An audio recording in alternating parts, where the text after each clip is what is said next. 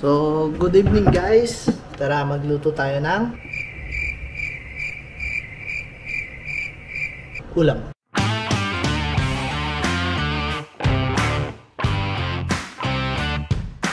For today's ulam, yun, magluluto tayo ng setpu. Yan o. I like to party! Tara, gisa na natin.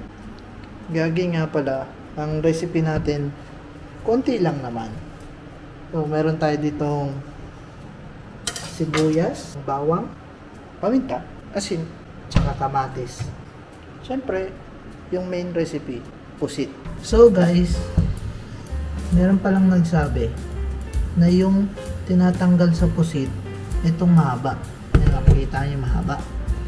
Ito yung pinakamahaba niyang, ano ba to, sungay? Tatanggalin nyo daw yan. Hihilayin mo lang siyang ganyan. Then, okay na. Tatanggalin nyo lang daw siya, guys. Then, tsaka nyo na siya huhugasan. So, pag okay na, salang na natin sa kalan.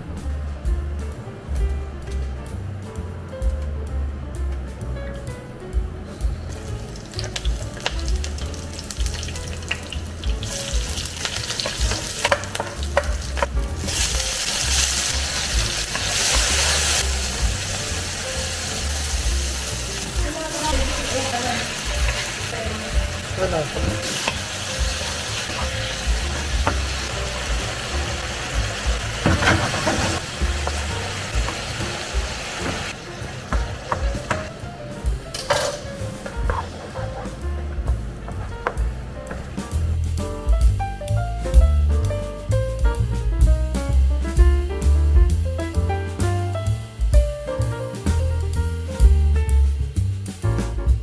Diba guys? Ang bilis na yung maluto.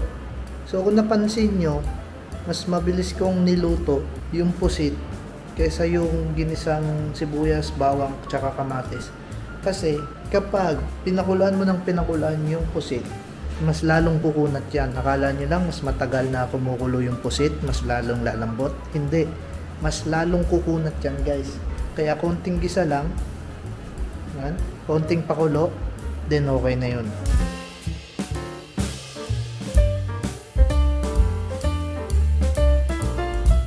Kung nakita nyo, nagprito rin ako ng itlog.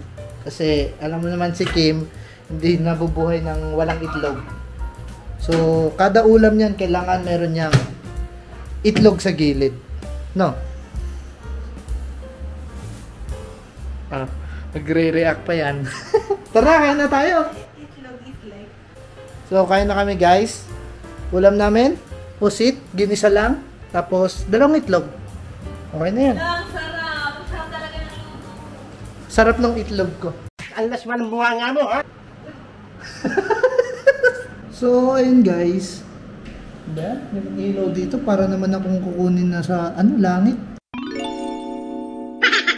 May ilaw, oh. Uy, ang ganda ng weather. It's raining in Manila. It's raining? Ilang beses na umuulan sa Qatar. Feeling ko may bagyo. Anong bagyo kaya?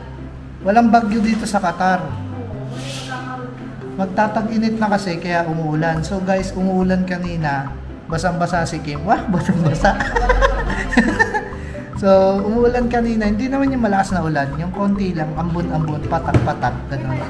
So, yung ibig sabihin nun, either magtataglamig na o magtatag-init. Ganun lang yun. Mahal ko, dalawa kayo. Wow! So, kain na kami guys. Dasal ka muna. Bless us, O Lord, in this day gifts which you are about to receive from thy bounty through Christ our Lord. Kain na kami guys. So, yun guys, minsan lang kami mag-ulam ng ganito. Pusit, isda, halos lahat kasi manok, karne, frozen, pernirito. Yung mga nagtatanong din, mayaman na yung mga taga Middle East na OFW. Kasi puro karne yung kinakain, puro manok. Sakto. Ano masasabi mo doon, boy? Not good. So, kung pwede lang Not kami... true, not good. Not true, not good daw. So kung pwede lang kaming kumain ng gulay dito, araw-araw, tsaka isda, so ginawa na namin. Kasi isda dito, mahal, frozen.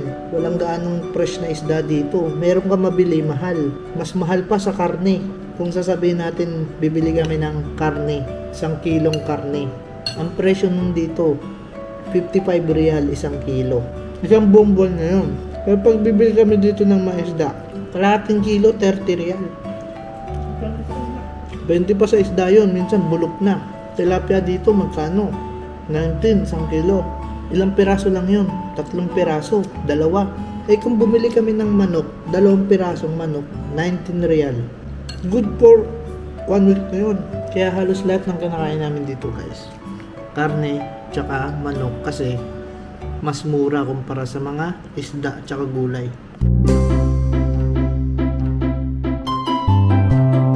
Ano? Nunahan mo sa chan. Nunahan kita sa tiyan? Wow, wow, Tapos wow. sa pusit din, ginagaya mo rin yung gusto kong ulo. Gano'n yun pa? Nakaapat na ako. Nakita niyo yung video guys? Wala. Habang nagbibideo ako, tinitira na pala, nilalantakan na yung ulo. Wala na natira. So Kim, mahilig yan kumain ng itlog. Mahilig kumain ng ulo. Alas man ang bunga mo, ha? Ng puset. Tapos, tiyan. Paborito niya yung tiyan.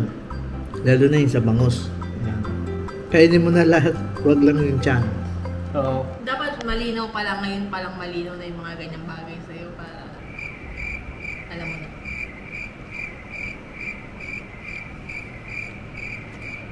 Basta ako fried chicken. Tapos namin kumain guys. Ano? Sino? Hugas ka na. We'll see you on our next vlog. Bye! Ganun, di ba yung mga napapanood kasi Ate Chloe. Ikaw na mag-outro. Ano ang outro? Yun, ganun. Eh, sabi ko na. O, sabi mo ulit. Wala lang po. See you next vlog. Bye. Hindi ganun. O, paano?